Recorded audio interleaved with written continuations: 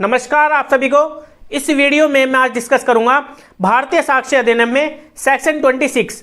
जो ये सेक्शन 26 है, यहां पर ये डैन डिक्लेरेशन के बारे में बता रहा है और ये हमारा पहला पार्ट है। दूसरा पार्ट आप मेरी नेक्स्ट वीडियो में जान लेना। इस वीडियो में मैं सिर्फ आपको सेक्शन 26 में जो क्लोज ए है और जो इसकी बेरेक लैंग्वेज है, जो इसके अंदर बेरेक लैंग्वेज दी गई है पहले ही, कि यहाँ पर ये डैन डिक्लेरेशन होता क्या है। तो चलिए वीडियो को स्टार्ट करते बिना देरी किए हुए। सबसे पहले मैं आपको इसकी बेरेक लैंग्वेज बताना चाहूंगा, इसकी बेरेक लैंग्वेज यहाँ पर क्या बता रही है। उसके बाद मैं आपको डैन डिक्लेरेशन से रिलेटेड कुछ पॉइंट्स बताऊंगा जिससे आपको बेसिक कॉन्सेप्ट क्लियर होगा डैन डिक्लेरेशन का। अब इसकी बेरेक लैंग्वेज यहाँ पर बता रही है, cases in which statement of relevant fact by person who is dead और can not be found etcetera is relevant. अब यहां पर यह बता रहा है कोई पर्सन स्टेटमेंट दे रहा है, या तो वो मर चुका है या फिर वो मिल नहीं पा रहा। ठीक है, अगर इन दोनों ने पहले कोई स्टेटमेंट दे दी थी मरने से पहले या फिर मिलने से उसके जब वो था और वो बाद वो मिल नहीं रहा, अगर वहां पर उन्होंने कोई स्टेटमेंट दी थी ना, तो वो स्टेटमेंट रेलिवेंट मानी जाएगी। उसको यूज किया जा सकता है कि उस पर्सन के खिलाफ में। वो कैसे? अब इसके अंदर की बेरेक लैंग्वेज पढ़िए, यहां पर ये क्या बता रही है। स्टेटमेंट्स रिटन और वर्बल। अब यहां पर जो स्टेटमेंट दी जा रही है रिटन में या फिर वो वर्बली दे रहा है, बोलकर दे रहा है या फिर वो लिखकर दे रहा है। स्टेटमेंट वो दो तरीके से दे रहे हैं यहाँ पर। Of relevant facts made by person who is dead.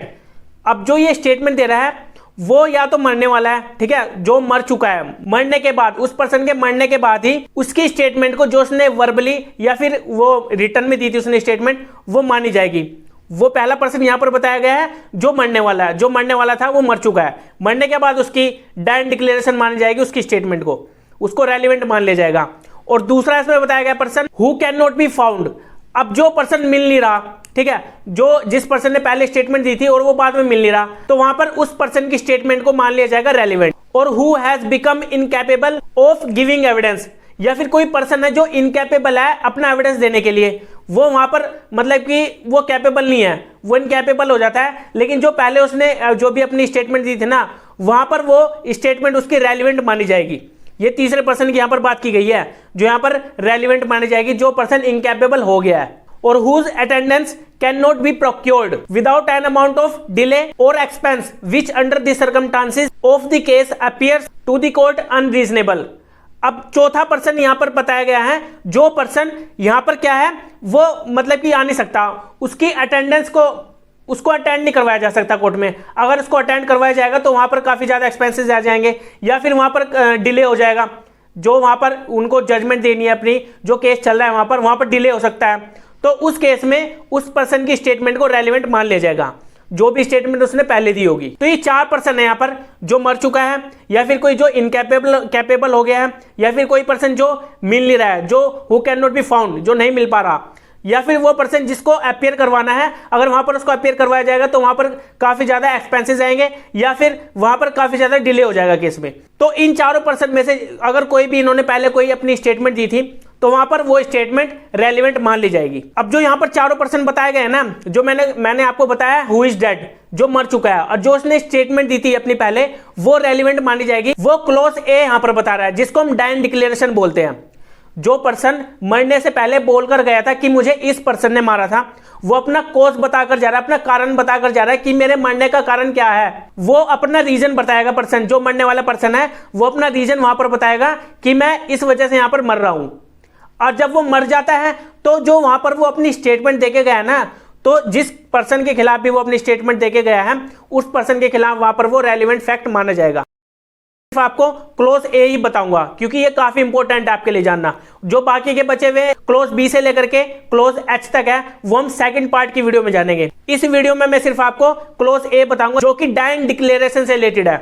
तो चलिए जानते हैं इसकी। पहले बेरेक लैंग्वेज में आपको बताऊंगा, फिर आपको मैं डैन डिक्लेरेशन से रिलेटेड कुछ पॉइंट्स बताऊंगा और कुछ केस भी बताऊंगा, ताकि आपको क्लियर होगा डैन डिक्लेरेशन होता क्या है। अब इसकी बेरेक लैंग्वेज क्लोज ए यहां पर बता रहा है, when the statement is made by a person as to the cause of the death. अब यहां पर जो पर्सन अपनी स्टेटमेंट दे रहा है, यहां पर जो मरने वाला है पर्सन, यहां पर ये बता रहा है, जो मरने वाला है पर्सन वहां पर ये स्टेटमेंट दे रहा है कि मुझे इस पर्सन ने मारा था, वहां पर ये अपना कारण बता रहा है, अपना कॉज बता रहा है, उसके डेथ का कॉज क्या है, उसका मरने का यहां पर क्या कारण है, मतलब कि उसको जो मारने वाला पर्सन था यहां पर वो कॉज द डेथ बताएगा। वहां पर वो अपना आंसर देगा, जो भी उससे क्वेश्चन किया जाएगा उसकी डेथ के बारे में। और as to any of the circumstances of the transaction which resulted in his death. अब यहाँ पर ये सर्कमस्टांसेस बता रहा है, जो सर्कमस्टांसेस ऑफ द ट्रांजैक्शन है। मान लीजिए ए पर्सन ने बी पर्सन को बोला कि मैं सी पर्सन के पास जा रहा हूं क्योंकि मुझे कल बहुत पछतावा, क्योंकि मैंने सी पर्सन यहाँ पर काफी ज्यादा बेइज्जती की थी, बेइज्जती इसकी कर दी थी पब्लिक में। अब यहाँ पर ये ए पर्सन बी पर्सन को बोल रहा है और ये बोल रहा है, इसको क्या बोल रहा है बी पर्सन को कि मैं माफी मांगने जा रहा हूं सी पर्सन के पास। अब ये चले जाता है और वहां से इसकी बॉडी वापस आ जाती है। तो यहां पर ये क्या है, ये सर्कमस्टांसेस ऑफ द ट्रांजैक्शन है, जो इसने यहां पर बताया है मैं सी पर्सन के पास जा रहा हूं उससे माफी मांगने। तो यहां पर जो ये बोल रहा है ये सर्कमस्टांसेस बता रहा है, ट्रांजैक्शन बता रहा है किस्म से, ये सीरीज बता रहा है। अब बी पर्सन को तो यहां पर लगेगा ना, अब ये इसको बता के गया है, इसको मतलब कि अपनी स्टेटमेंट दे के गया है। अब यहां पर ये पर्सन तो इसकी डेड बॉडी यहां से वापस आती है, तो इसको तो ये लगेगा ना कि इसको सी पर्सन नहीं मारा होगा, क्योंकि यहां पर इसकी काफी ज्यादा बेइज्जती की थी। अब ये सर्कमस्टांसेस ऑफ द ट्रांजैक्शन में आ रहा है केस।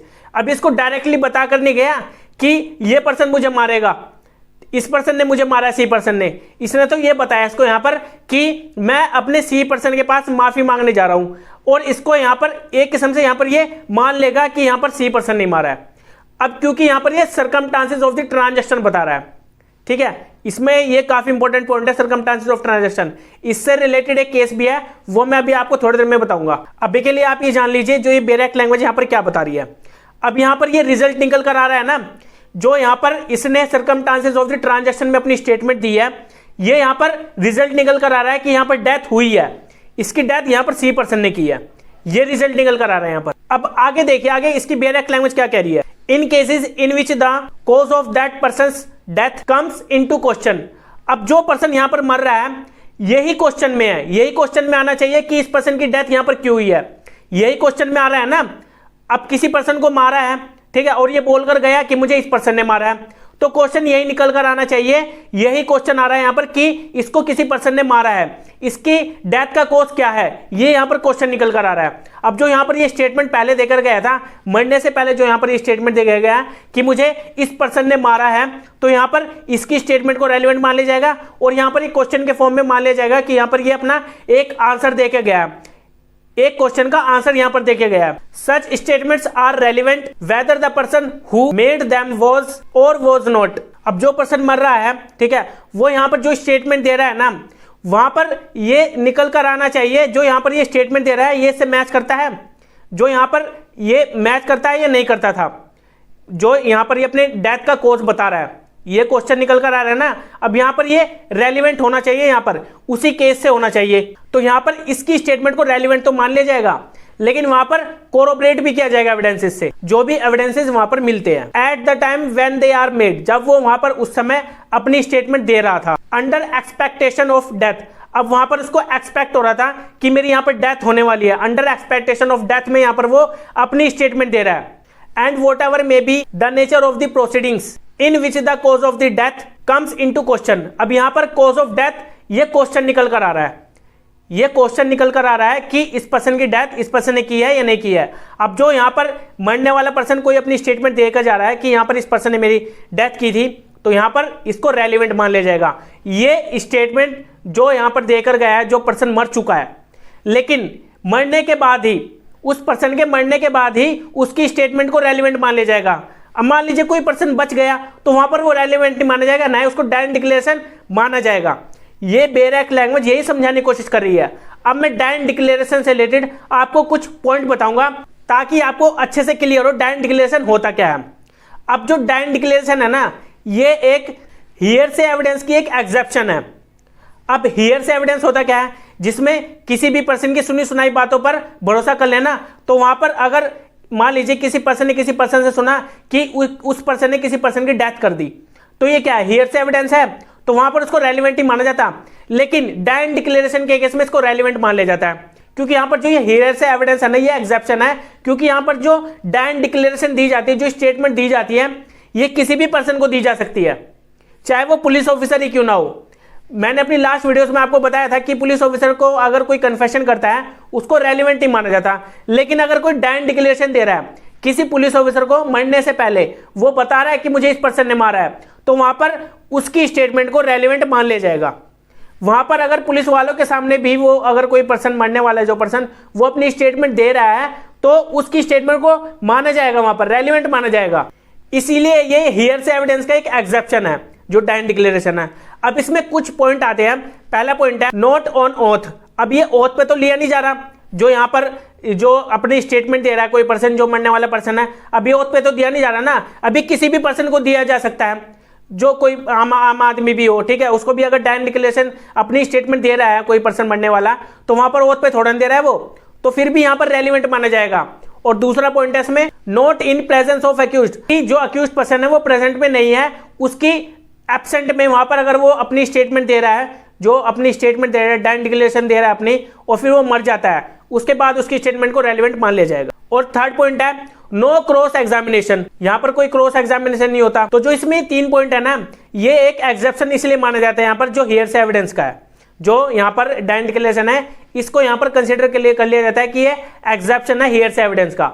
ये जो 3 यहाँ पर मैंने आपको पॉइंट बताया है, no cross examination, not in presence of accused, not on oath, तो ये 3 पॉइंट के अंडर यहाँ पर कवर होता है, इसलिए यहाँ पर इसको हियर से एविडेंस मान लिया जाता है, यहाँ पर इसको रेलिवेंट मान लिया जाता है। और सोल बेसिस कन्विक्शन, यहाँ पर जो पर्सन दे रहा है अपनी मरने से पहले वो बता रहा है कि मुझे इस पर्सन ने मारा है, ठीक है, वो अपना कोज बता रहा है डेथ का, तो वहां पर जो वो स्टेटमेंट दे रहा है ना, वो सोल बेसिस पर कन्विक्शन भी हो सकती है उसमें। यहां पर ये एक सोल बेसिस कन्विक्शन हो सकती है कि उस पर्सन को, अगर यहां पर ये पर्सन बोलकर मर जाता है तो, लेकिन वहां पर मरना जरूरी है।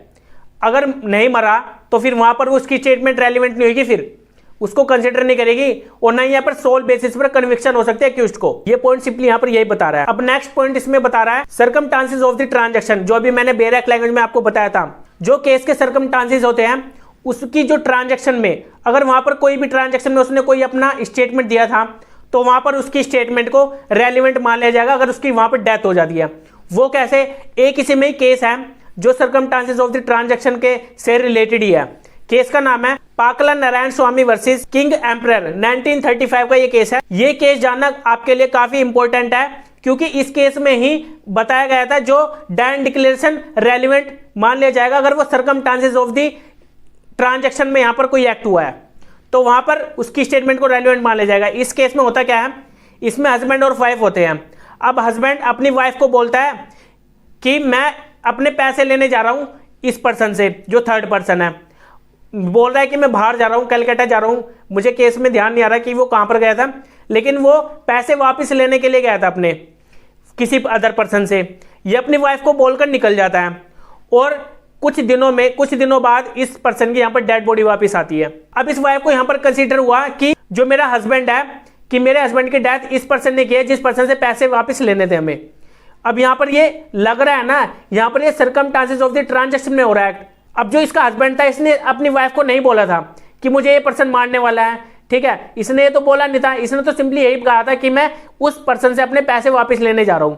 अब यहां पर तो यही हमें लग रहा है, यही हमें कंसीडर हो रहा है, और कोर्ट को भी ये कंसीडर होगा कि यहां पर इस पर्सन ने इसकी डेथ की होगी, क्योंकि यहां पर ये इससे पैसे वापस मांगने गया था। तो इस केस में इस पर्सन की स्टेटमेंट को रेलिवेंट मान लिया गया, और उसको कन्विक्शन हुई है कि उस पर्सन को, जो जिस पर्सन से यहां पर पैसे लेने गया था, उसका हस्बैंड, वाइफ का जो हस्बैंड था, तो उसके हस्बैंड की स्टेटमेंट को रेलिवेंट मान लिया जाएगा, जो उस पर्सन ने वहां पर कहा था कि मैं तो उस पर्सन से पैसे लेने जा रहा हूं। ये ही फैक्ट यहां पर रेलिवेंट मान लिया गया था। अब नेक्स्ट पॉइंट है dying declaration in gesture and sign form. देखिए, जो ये डायन डिक्लेरेशन है ना, रिटर्न में, वर्बली हो सकती है। अब इसमें ये भी हो सकता है, जेस्चर में भी हो सकती है, या फिर वो साइन फॉर्म में भी हो सकती है। अब इसमें एक केस है, वो केस मैं आपको बताया था, केस का नाम है क्वीन वर्सेस अब्दुल्ला, 1985 का ये केस है। इस केस में होता क्या है, इसमें एक पर्सन होता है, और इस पर्सन के गले पर किसी पर्सन ने वार कर दिया, ब्लेड से वार कर दिया, और इस पर्सन की यहां पर गर्दन कट गई, मतलब कि थोड़ी सी कट गई, और वहां से ब्लड बहने लगा। अब इस पर्सन से यहां पर बोला नहीं जा रहा, और ये पर्सन बाहर आकर, कमरे से बाहर आया, और कुछ लोगों ने इसे देखा, जो इसके रिलेटिव्स थे, जो इसके फ्रेंड्स थे, उन्होंने इसे देखा, और वहां पर ये बोल रहा था कि मुझे इस पर्सन ने मारा। वहां पर ये बोल रहा था, ये इशारा कर रहा था, ये अपने जेस्चर में समझा रहा था, किसी साइन फॉर्म में समझाया, क्योंकि इससे बोला नहीं जा रहा था। वहां पर इसने बताया कि मुझे ब्लेड से मारा गया, इस पर्सन ने मुझे मारा, इशारा किया गया वहां पर। तो यहां पर यह भी एक डायन डिक्लेरेशन स्टेटमेंट मान ली जाएगी, जो भी इस पर्सन ने दी थी, लेकिन इस पर्सन के मरने के बाद, पर्सन के मरने के बाद ही डाइंग डिक्लेरेशन कंसीडर होगी, क्योंकि डाइंग डिक्लेरेशन तभी मानी जाती है जब कोई पर्सन मर जाता है। ठीक है, अब डाइंग डिक्लेरेशन से रिलेटेड ही एक मैं मैगजीम बताना चाहूंगा। मैगजीम है नेमो मैरिट्यूरस प्रिजम्प्टर मेंट्री। It means a man will not meet his maker with lie on his mouth. अब यहाँ पर ये जो इसकी मैगजीम है, ये यहाँ पर ये बता रही है जो कोई पर्सन मरने वाला हो और वहां पर वो अपनी स्टेटमेंट कोई दे रहा हो कि मुझे इस पर्सन ने मारा है, वहां पर वो झूठ बोलकर क्यों मरेगा। ठीक है, इसलिए यहाँ पर उसकी स्टेटमेंट को रेलिवेंट मान लिया जाता है। तो मरते वक्त उसकी रेलिवेंसी हाई हो जाती है। जो वहां पर अगर वो स्टेटमेंट दे रहा है कि मुझे इस पर्सन ने मारा, इस पर्सन के कारण मेरी यहाँ पर डेथ हुई है, तो वहां पर उसकी रेलिवेंसी हाई हो जाती है जब वो मरने वाला पर्सन होता है। ठीक है, मरने की हालत में हो जाता है, तो अगर वहां पर वो स्टेटमेंट दे रहा है तो। अब आपने काफी मूवीज में भी देखा होगा, कोई पर्सन मरते वक्त किसी पर्सन को अपनी स्टेटमेंट दे रहा है या किसी पुलिस ऑफिसर को भी देता है वहां पर, तो वहां पर उसकी स्टेटमेंट तो मानी जाती है ना। तो इसी वजह से वहां पर ये जो सेक्शन 26 है वहां पर यही अप्लाई होता है। वहां पर भी जो अपनी स्टेटमेंट दे रहा है मरते वक्त, जो या तो किसी डॉक्टर को दे दे, किसी प्राइवेट पर्सन को दे दे, किसी पुलिस ऑफिसर को दे दे, या फिर किसी मजिस्ट्रेट साहब को भी देता है, तो वहां पर उसकी जो स्टेटमेंट है वो रेलेवेंट मान ली जाती है, वो हाई पर होती है उस वक्त। क्योंकि जब उस पर्सन की डेथ होने वाली हो तो उसको अंदर से महसूस होता है कि मेरे तो यहाँ पर डेथ होने वाली है, अब मैं झूठ बोलकर क्यों जाऊं, ठीक है, सच बताकर जाऊंगा। तो इसी वजह से यहाँ पर ये रेलेवेंट होती है। तो अब आपको क्लियर हो गया होगा, जो सेक्शन 26 में क्लोज ए है, यहां पर ये डाइंग डिक्लेरेशन से रिलेटेड ही बात कर रहा है, और जो आगे के फर्दर क्लोज बी से लेकर के क्लोज एस तक रह गए हैं, वो मैं अपनी पार्ट 2 की वीडियो में बताऊंगा। वो वहां पर क्या बताने की कोशिश कर रहे हैं, वहां पर वो कब रेलेवेंट होंगे फैक्ट्स, जो भी वहां पर स्टेटमेंट दी गई होगी किसी पर्सन के थ्रू जो मिल नहीं रहा, या फिर कोई उसको वो एब्सेंट है, उसको अगर बुलाया जाएगा तो वहां पर कोर्ट का टाइम डिले होगा। ठीक है, जो केसेस में डिले होएगा वहां पर, या फिर उसमें खर्चा ज्यादा आएगा उसको बुलाने पर, तो इन केसेस में उनके फैक्ट को रेलेवेंट मान लिया जाता है। अगर वहां पर कोई किसी पर्सन ने पहले कोई स्टेटमेंट दी थी, वो मैं अपनी नेक्स्ट वीडियो में बताऊंगा। लेकिन क्लोज ए जो सेक्शन 26 में दिया गया है, यहां पर सिर्फ डाइंग डिक्लेरेशन से रिलेटेड ही बात कर रहा है। अब हम मिलेंगे अपनी नेक्स्ट वीडियो में, जिसमें हम जानेंगे सेक्शन 26 में ही जो आगे के फर्दर हमारे क्लोजेस रह गए हैं। Okay bye.